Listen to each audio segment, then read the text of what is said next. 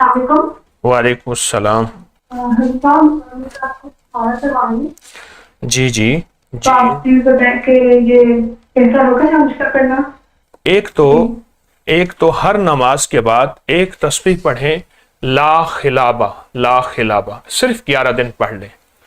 اور دوسرا میں ایک عمل دیتا ہوں، ربنا تقبل منا انک انت السمیع العلیم، اس کو اگر 11 دن میں 1.25 لاکھ کر لیں، سینکڑوں ہزاروں پڑھ لیں، تو کبھی اس رشتے میں شرمندگی نہیں ہوگی، ندامت نہیں ہوگی، دکھ نہیں ہوگا، اور کبھی اس رشتے میں پریشانی نہیں ہوگی۔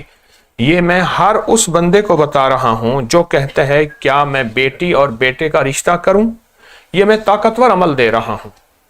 ہر نماز کے بعد ایک تسبیح لا خلابہ پڑھیں، اور 11 دن کے اندر وضو بے وضو ہر حالت میں ربنا تقبل منا انک انت السمیع العلیم اس کو 1.25 لاکھ کر لیں۔